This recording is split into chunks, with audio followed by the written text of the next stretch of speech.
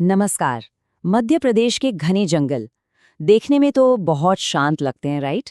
लेकिन आज हम जिस सच्ची घटना का विश्लेषण करने वाले हैं वो इस शांति को पूरी तरह हिलाकर रख देगी। ये सिर्फ एक क्राइम स्टोरी नहीं है, ये एक रोंगटे खड़े कर देने वाला रेस्क्यू ऑपरेशन भी है। चलिए सीधे चलते हैं और देखते हैं कि उस काली रात में आखिर हुआ क्या था। एक माँ की निर्मम हत्या, एक 2 साल का छोटा सा मासूम लापता और रात का घना अंधेरा। सुनकर ही रूह कांप जाती है ना। जरा सोचिए उस छोटे से बच्चे पर उस वक्त क्या बीत रही होगी। ये बिल्कुल सबसे बुरे सपने जैसा लगता है। और सच कहूं तो रेस्क्यू टीम के लिए ये वहां जाकर सामना करने के लिए एक भयानक सच्ची चुनौती थी। तो चलिए शुरुआत से समझते हैं होता क्या है। मंगलवार की सुबह 25 साल का राजेंद्र अहिरवार अपने परिवार के साथ गांव से निकलता है। साथ में उसकी पत्नी ज्योति और उनका 2 साल का बेटा था। बहाना क्या था? नया मोबाइल खरीदने जा रहे हैं। सब कुछ बिल्कुल नॉर्मल लग रहा था, लेकिन दोपहर होते होते वो रास्ता भटका देता है और सीधे हैदरगढ़ के सुनसान जंगलों में चला जाता है। और फिर शाम आते आते वो एक पत्थर से अपनी ही पत्नी की जान ले लेता है और उस नन्ही सी जान को, अपने खुद के बच्चे को वहीं अकेले जंगल में छोड़कर निकल जाता है। Just imagine the horror. अब यहाँ सवाल ये उठता है कि कोई इंसान ऐसा क्यों करेगा। पुलिस और सुपरिंटेंडेंट रोहित कशवानी के मुताबिक जब राजेंद्र से पूछताछ हुई तो उसने अपना जुर्म तुरंत कबूल कर लिया। उसने बताया कि उसके दिमाग पर शक का भूत सवार था। अपनी पत्नी के चरित्र को लेकर वो बेहद संदेह में था और ये शक इतना गहरा था कि उसने उसकी सोचने समझने की औकात ही खत्म कर दी थी। एक बेबुनियाद शक ने पूरा का पूरा परिवार तबाह कर दिया। कहा जाता है ना, सच ज्यादा देर छुपता नहीं है।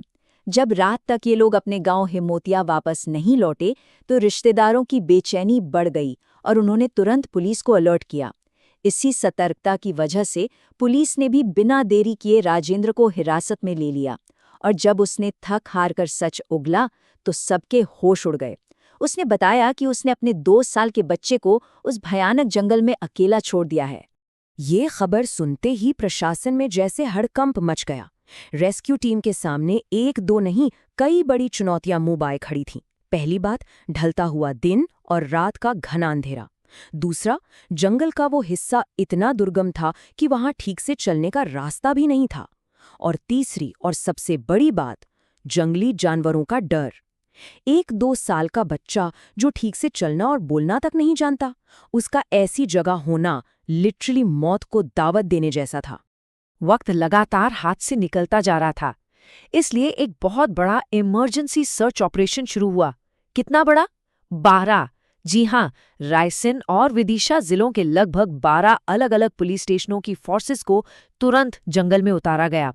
एक एक सेकंड बहुत कीमती था उस वक्त। एडमिनिस्ट्रेशन ने तय कर लिया था कि उस नन्ही जान को हर हाल में ढूंढना ही है। अब उस घोप अंधेरे में सिर्फ इंसानी आंखें तो काफी नहीं थी ना, तो क्या क्या इस्तेमाल हुआ? अंधेरे को चीरने के लिए ढेर सारी टॉर्चेस, आसमान से छप्पे छप्पे पर नजर रखने के लिए ड्रोन्स उड़ाए गए और हाँ, बच्चे की खुशबू ट्रैक करने के लिए डॉग स्क्वाड्स की भी मदद ली गई। जमीन से लेकर आसमान तक ऐसी कोई जगह नहीं छोड़ी गई जिसे स्कैन न किया गया हो। टीम ने अपना पूरा जोर लगा दिया था। और ये तलाश 1-2 घंटे नहीं, पूरे 10 घंटे तक चली। जरा सोचिए, रात के अंधेरे में जंगल का वो डरावना सन्नाटा और वहां 12 थानों के जवान लगातार भटक रहे हैं। ये 10 घंटे किसी लंबे युग जैसे लग रहे होंगे, क्योंकि जैसे जैसे वक्त बीत रहा था बच्चे के जिंदा बचने की उम्मीद थोड़ी धुंधली पड़ती जा रही थी। पर उन्होंने हार नहीं मानी। जब तक सूरज की पहली किरण नहीं निकली, बिना रुके ये सर्च चलती रही।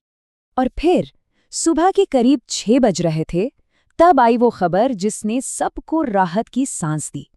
भोर की किरणों के साथ ही वो बच्चा एक झाड़ी के पास मिल गया। उसकी हालत बिल्कुल वैसी ही थी जिसका डर था। भूख और प्यास से वो बिल्कुल निढाल और कमजोर हो चुका था, बुरी तरह से सहमा हुआ था। लेकिन सबसे बड़ी और अहम बात ये थी कि वो जिंदा था, वो सुरक्षित था। ये उन सभी की लगातार मेहनत का ही सच्चा नतीजा था। बच्चे के मिलते ही तुरंत आवश्यक कदम उठाए गए। थके हारे और प्यासे उस मासूम को सबसे पहले पानी पिलाया गया।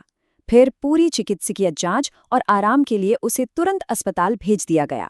वहीं दूसरी तरफ कानूनी प्रक्रिया को आगे बढ़ाते हुए आरोपी पर हत्या और सबूत मिटाने जैसे संगीन मामले दर्ज कर लिए गए। इंसाफ का पहिया तेजी से घूमना शुरू हो गया। तो इस पूरी घटना के बाद हम इस कहानी से क्या समझें? स्थिति सच में बहुत जटिल है।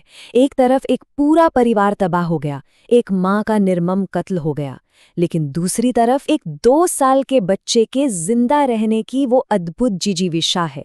एक रात के उस खौफनाक अंधेरे और क्रूरता ने एक जीवन छीन लिया, पर उस नन्ही सी चमक को वो बुझा नहीं पाई। इंसानी फितरत के इन 2 बिल्कुल अलग पहलुओं को देखकर हैरानी होती है, एक बेहद क्रूर और दूसरा बेहद जीवंत। ये एक ऐसा सवाल है और ऐसी कहानी है जो हमें हमेशा सोचने पर मजबूर करती रहेगी, है या ना?